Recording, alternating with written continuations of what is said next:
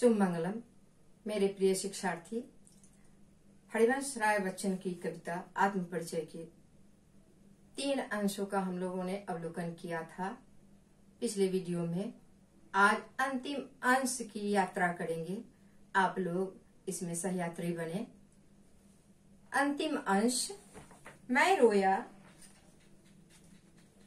इसको तुम कहते हो गाना, मैं फूट पड़ा तुम कहते हो छंद बनाना। क्यों कभी कहकर संसार मुझे अपनाए, मैं दुनिया का हूं एक नया दीवाना। मैं दीवानों का वेश लिए फिरता हूं, मैं मादकता निशेष लिए फिरता हूं। जिसको सुनकर जग झूम झुके लहराए, मैं मस्ती का संदेश लिए फिरता हूं, मैं मस्ती का संदेश लिए फिरता हूं।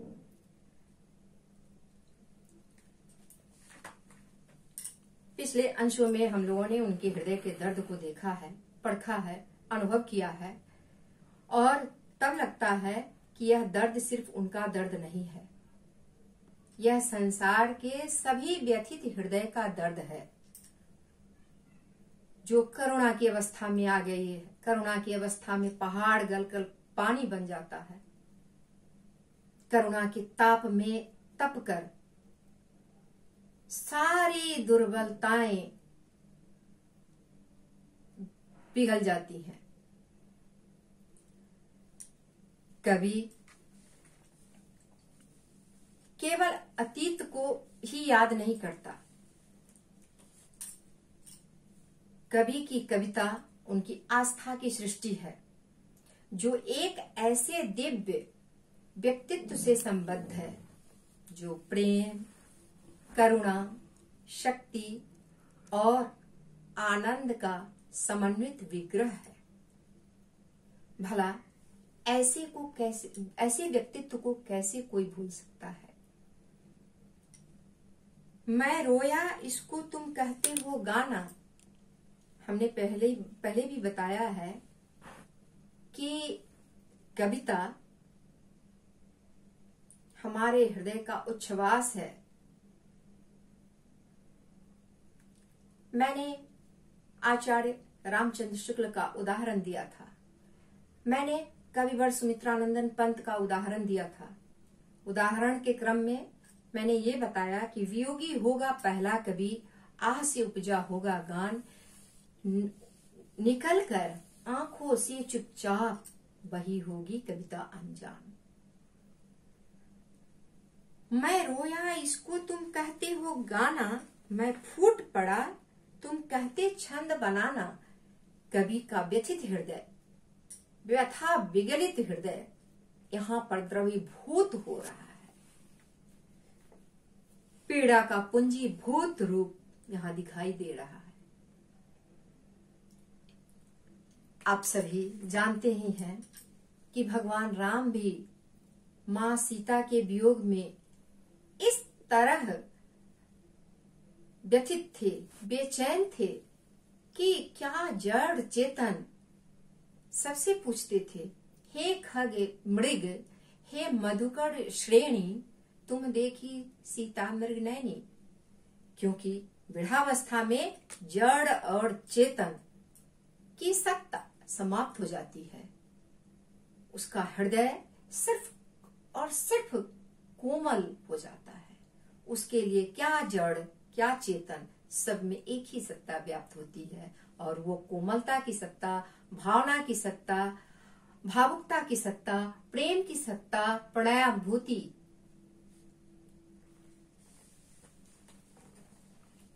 मैं रोया इसको तुम कहते हो गाना। कवि को क्या पता कि ये गाना है या कविता है। उनका तो जीवन विरह का जलजात। कवयित्री महादेवी वर्मा ने भी कहा है, मैं फूट पड़ा तुम कहते छंद बनाना। तुम कहते हो कि ये छंद है, छंदोबद्ध है या मुक्त छंद में कविता है। वो तो अनायास निकल गई। हमारी वाणी अनायास शब्दों को ताना बाना बुनती हुई चली गई। क्यों कभी कहकर संसार मुझे अपनाए। तुलसीदास जी ने भी रामचरितमानस में कहा है, स्वांतः सुखाय तुलसी रघुनाथ गाथा। अपने अंतःकरण के सुख के लिए वो भगवान श्री राम की गाथा गाते हैं। क्यों कभी कहकर संसार मुझे अपनाए, मुझे क्यों कभी कहा जा रहा है। ये बात तुलसीदास जी ने भी कही है, कभी न हो नहीं चतुर कहाऊं, मति अनुरूप राम गुण गाऊं। ये कवि की महत्ता है, विशाल हृदय का दर्शन हो रहा है। यहाँ विशाल हृदय यहाँ द्रष्टव्य है। मैं दुनिया का हूं एक नया दीवाना। दीवानों से मतलब सरल हृदय, स्वच्छ हृदय, भावुक हृदय, कोमल हृदय, जो संसार में एक रसता, समरसता, समचित्तता का संचार देखना चाहता है, संचार करता है। उसके हृदय में समचित्तता संचारित होती रहती है। मैं दीवानों का वेश लिए फिरता हूं, मैं मादकता निशेष लिए फिरता हूं, जिससे किसी की परवाह नहीं है। उसके मन में सिर्फ और सिर्फ आत्मज्ञान का बोध हो चुका है। यह भावों की उच्चता यहाँ पर द्रष्टव्य है। भावों की उच्चता के कारण उन्हें समदर्शिता भरे भाव नजर आ रहे हैं। मैं मादकता निशेष लिए फिरता हूं। मादकता मतलब, मादकता का तात्पर्य जो अलमस्त कर दे, जो मदहोश कर दे। और मदहोश में क्या होता है, सब बात लोग भूल जाते हैं। सिर्फ और सिर्फ एक मानव के हृदय में विस्तार दिखाई देता है। एक हृदय का दूसरे हृदय में संतरण, आत्मा अवलोकन, आत्मालोचन, आत्म संयम, आत्मानुशासन यहाँ देखा जा रहा है। मैं मादकता निशेष लिए फिरता हूं। क्या मादकता है? अब ऐसे आप कहेंगे, कोई शराब पीकर घूमता है तो वो गाली गलौज करता है, अपशब्द का बौछार करता है। कभी ऐसा करते हैं क्या? नहीं। साहित्यिक मर्यादा है, साहित्यिक सीमा है, विवेकपूर्ण, विवेक सम्मत निर्णय है। कहीं भी अपशब्द का प्रयोग कवि ने नहीं किया है। मादकता निशेष लिए फिरता हूं, जो कुछ भी शेष न बचे, जो सिर्फ और सिर्फ देना जानते हैं, स्वच्छ भाव से, मुक्त भाव से, मुग्ध होकर लुटाना चाहते हैं। जिसको सुनकर जग झूम झुके लहराए, संसार को लगे कि ये कवि की भाषा ही नहीं है, ये कवि की भावना ही नहीं है। अरे ये कवि तो मेरी बात कह रहा है। मैं जिसको दूसरे के सामने में कहने में झिझकती हूँ, कवि ने कितनी बेबाक से कह दिया, कवि ने कितनी लापरवाही से ये बात कह दी, कवि ने कितना सबके सामने समक्ष प्रत्यक्षदर्शी जैसे बात कर दी। मैं मस्ती का संदेश लिए फिरता हूँ। मस्ती का संदेश मतलब हमारे मन में उमड़न घुमड़न की घटा न बैठे, हमारे मन में ग्रंथि न बने, हमारे मन में उच्च भावों की ग्रंथि बने, वो भावों की उच्चता का विस्तार हो। और हमारा भाव जब उच्च होगा तभी तो हम संसार को दे सकेंगे कुछ। हमारे कवि हालाबाद के सर्जक कवि ने कितनी ही सरलता पूर्वक सारी बातें कह दी, अपने मन के भावों को अभिव्यक्त कर दिया है। अब इसके कला पक्ष की ओर हम ध्यान दें। मैं रोया इसको तुम कहते हो गाना। यहां देखिए दृश्य बिंब।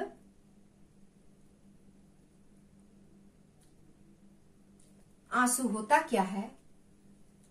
आंसू वो होते हैं जो हमारे भावों को उमरने, हृदय में हमारे भाव जो उमड़ते हैं, उमरने घुमरने की घटा के पश्चात जो आंखों के माध्यम से निकलता है, वो हमारे हृदय के भावों के ही तो आंखों के द्वारा निःसृत बूंद है। प्रकृति में बारिश होती है, वर्षा होती है, सृष्टि वृष्टि करती है, हमारा हृदय भी वृष्टि करता है आंखों के माध्यम से। तो यहाँ पर दृश्य बिंब देखिए। क्यों कभी कहकर संसार मुझे अपनाए, कभी अपने आप को, कभी दूसरों को प्रश्न वाचक शैली में प्रश्न करता है। क्यों कभी कहा जा रहा है, कभी की तो कोई विशेषता है मुझ में नहीं। मैं दुनिया का हूं एक नया दीवाना। दीवाना में भी नया दीवाना, नया के प्रति आकर्षण है। ये नया दीवाना कैसा हो सकता है? जो सिर्फ सबकी भलाई चाहे, एकात्मा में विश्वात्मा समाहित हो, ऐसी दीवानगी, ऐसा दीवानापन, सारे विश्व को समेट लेने की सामर्थ्य। मैं दीवानों का वेश लिए फिरता हूं, वही अल्हड़पन, वही मदमस्ती, ना ही कोई शारीरिक व्यवस्था।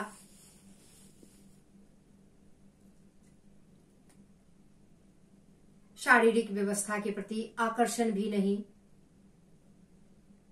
मैं मादकता निशेष लिए फिरता हूं, अपने मन में वो मादकता, वो ताजगी, वो अलमस्ती, वो प्रेम,